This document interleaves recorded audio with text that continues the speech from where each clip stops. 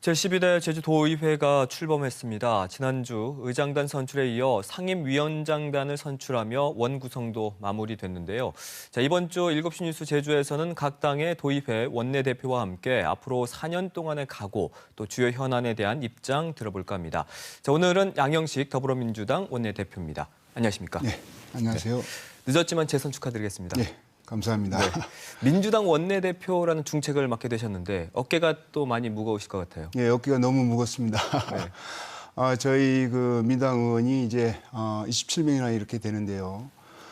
구슬이 이제 서말이라도 껴야 이제 보배라는 말이 있듯이 27명 의원 이 개개인이 어떤 의지와 열정 그리고 이제 지혜와 이제 경륜을 모아서 담대하게 그 변화를 이끌어 가도록 하겠습니다. 이 더불어민주당이 이제 절대 다수당이고 지난 11대 의회와는 달리 여당이라는 점에서 의회를 안정적으로 책임 있게 이렇게 이끌어 간다는 그런 막중한 책임이 있습니다. 그래서 이 지금 경기가 상당히 좀 어려운데 이 코로나 이 위기 극복을 저희 당이 솔선수범해서 열심히 노력하도록 하겠습니다. 원구성이 마무리가 됐습니다만 국민의힘과 원구성 협상이 순탄치가 않았거든요. 어떤 네. 이유에서일까요?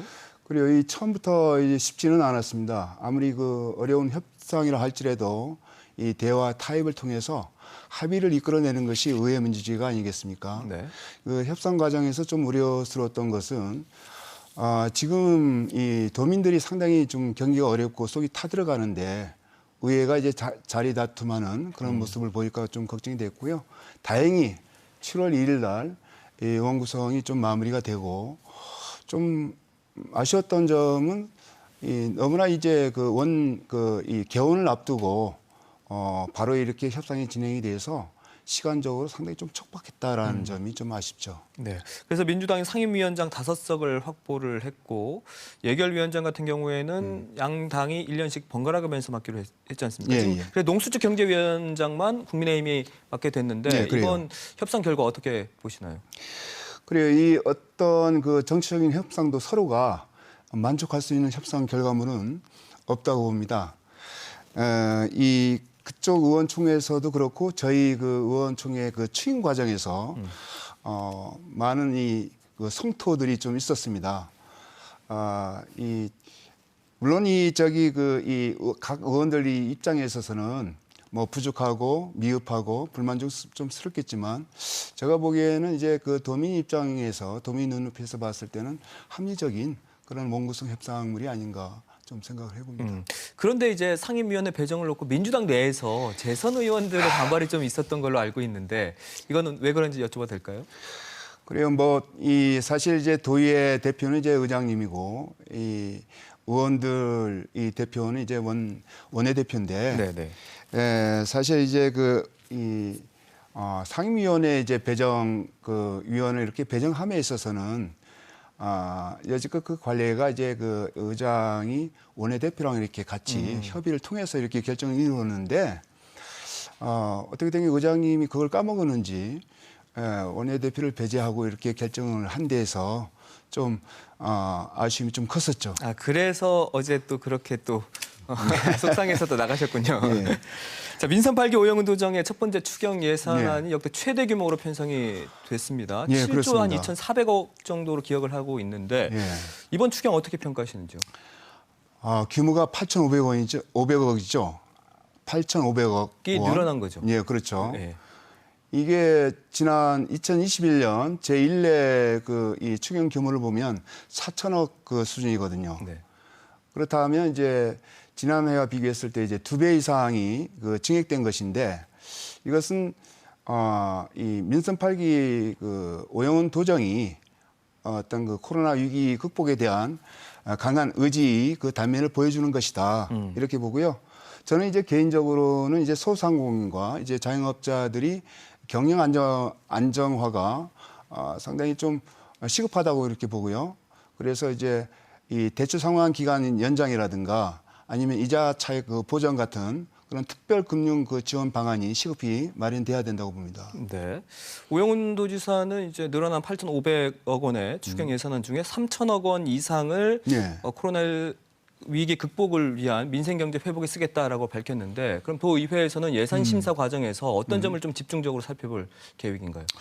그래요. 이 구체적인 그 세입과 그 세출 내역이 아직 그 의회에 들어오지 않아서 어떤 집중적으로 이렇게 그 심사를 하겠다는 말씀 좀 드리기는 그렇고요. 단지 이제 그 이 소외된 그 사각지대가 없는지 저희들이 이제 잘 살펴서 모두에게 그 혜택이 돌아갈 수 있도록 하겠습니다. 그리고 이제 제주도가 지방채를 이제 발행하지 않고 이번 그 추경 예산 편성에 이 예산을 이렇게 이 지방채를 발행하지 않은 것은 상당히 좀 바람직한 것이다. 왜냐하면 건전한 이 재정을 운영을 위해서도 그렇고요. 예. 네, 그 국토교통부 용역에서 또 환경부가 반려한 전략 환경 영향 평가가 보완이 가능하다라는 의견이 나왔습니다. 그럼 사실상 국토부는 이 공항 추진이라는 방향을 잡고 이제 사업을 진행할 것으로 보이는데 현 상황을 어떻게 평가하십니까? 기본적으로 지금이 어떤 그 공항 인프라 그 개선이 돼야 된다라는 점에서는 많은 도민들이 이렇게 공감을 하고 있다고 생각이 되는데 그런데 이 공항 그 개선이 그 방향에 대해서는 상당히 첨예하게 의견이 대립되고 있습니다. 이런 상황에서 아무리 이제 국책 사업이라 할지라도 국토부가 일방 통행식의 강행을 추진한다라고 했을 때 제주가 이제 블랙홀이 되어서 앞으로 이제 수년 아니면 이제 수십 년 동안 혼란과 그리고 이제 갈등의 섬으로 이렇게 변질될 수가 있다. 이런 면에 있어서 국토부 책임자인 원희룡 장관과 그리고 오영훈 지사가 직접 회동을 통해서 심도 있는 논의가 좀 필요하지 않겠나. 두 분 다 뭐 제주 출신이고 네. 그리고 뭐 두 분 다 이제 제주를 아끼는 마음이 상당히 깊을 텐데 못 만날 이유가 어디 있겠습니까? 두 사람이 이제 만나서 풀어야 할 문제가 이제 첫 번째인 예. 거고. 예. 근데 이제 갈등이 다시 수면 위로 떠오른 것 아니겠습니까? 그럼 네. 양경식 원내대표께서 생각하는 제2공항 갈등 해법은 뭘까요? 그렇습니다. 이 제2공항 문제로 인해서 사실상 이제 거의 한 7년 가까이 이렇게 그 도민 사회가 첨예하게 이렇게 좀 대립이 되고 있고 지방 의회에서도 이게 상당히 좀 논란이 좀 됐었어요. 그래서 이제 이 도민 통합을 위해서는 이 제2공항 문제를 해결하지 않고서는 상당히 좀 힘들지 않겠나. 좀 이런 생각을 좀 해보고요. 이 오영훈 지사께서 이제 지난 그 취임식에서 이 제2공항 문제를 이 집단지성을 통해서 대화로 풀어나가겠다 이렇게 얘기를 했어요. 그래서 저희 도의회에서는 그 추진 과정을 이렇게 보면서 도의회가 할 역할을 한번 모색해 보도록 하겠습니다. 네, 알겠습니다. 그리고 오영훈 도지사의 제주형 기본자치 이게 앞서 김경학 도의회 의장은 신중한 논의가 필요하다라면서 약간 신중한 입장을 밝혔는데 네. 어떤 입장이신가요? 그렇습니다. 물론 이 기초단체 그 부활에 대해서는 저는 이제 개인적으로는 좀 환영을 합니다. 이 2006년 특별자치도의 출범으로 인해서 이 단일 광역 행정체제가 이렇게 들어서면서 상당히 도지사가 이렇게 막중한 권한을 갖게 되고 그리고 이제 기초자치단체가 폐지가 됨으로써 이 풀뿌리 민주주의가 이렇게 좀 실종이 됐지 않습니까? 그래서 이러한 이 기초단체가 다시 이제 부활함으로써 우리 그 주민이 자기결정권이 이제 존중되는 풀뿌리 민주주의가 이제 정착된다는 점에서 저희 의회에서도 적극적으로 이제 지원하고 이제 협력해야 할 상황이라고 생각합니다. 그러면 오영훈 지사 임기 내에 이게 실현 가능하다라고 보세요?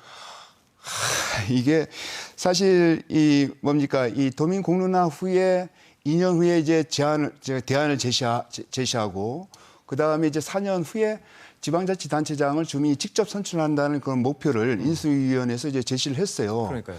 근데 이게 앞으로 이제 이 제도가 50년 아니면 이제 100년 이상 이렇게 시행될 제도인데 이 짧은 기간에 이게 가능할까? 상당히 좀 저는 조심스럽지만 좀 부정적으로 이렇게 보고 있습니다. 왜냐하면 이게 이 제주특별법이 이렇게 개정되는 것도 좀 그렇고 행정체제가 이렇게 개편이 되면서 여러 가지 어떤 논란 그리고 어떤 지역 주민들이 어떤 수용성 문제 그리고 어떤 재정 문제 등 해결해야 할 문제들이 이제 산적해 있는데 이것을 4년이라는 기간에 짧게 이렇게 해결한다는 것은 상당히 좀 무리가 있다.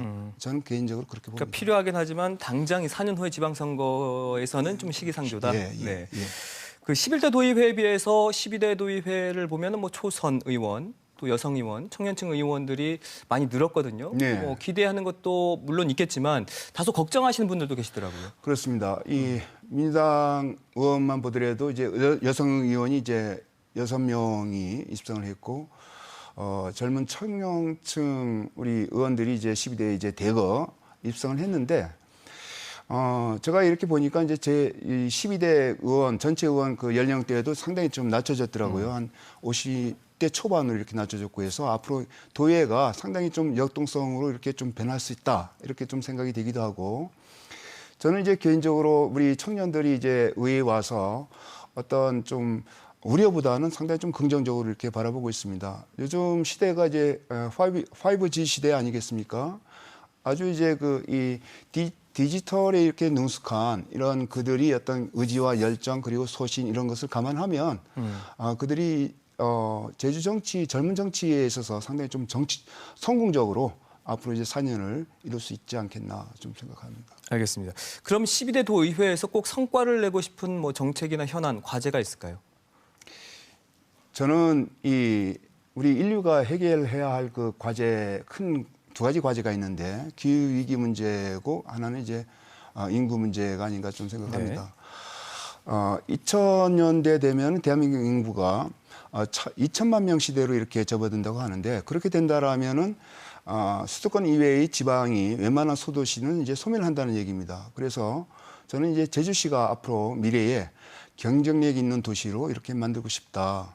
그 저출산 이 고령화 이 시대에 방만한 이 도시가 아니라 아주 이제 밀도 있는 압축 도시, 컴팩트 도시 이 모델을 이렇게 가야 되는데 지금 제주시 그 도시 계획을 보게 되면 상당히 좀 수평적으로 이렇게 확산을 하고 있어서 난개발을 또한 이제 부추기고 있다는 얘기죠. 그래서 미래 도시 비전은 상당히 뭉치면 살고 흩어지면 이렇게 죽는다 이렇게 표현을 하고 싶은데.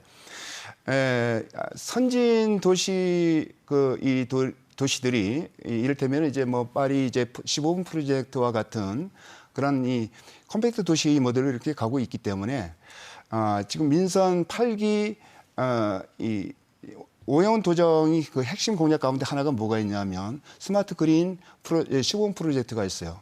이것을 완성을 하기 위해서 저희 도의에서 적극적으로 협력을 하고 뒷받침하겠다는 말씀 드리겠습니다. 네, 알겠습니다. 이 두 가지 현안 어떻게 잘 이끌어가고 풀어나가는지 저도 관심 있게 지켜보도록 하겠습니다. 오늘 말씀 여기까지 듣겠습니다. 고맙습니다. 네, 고맙습니다. 네.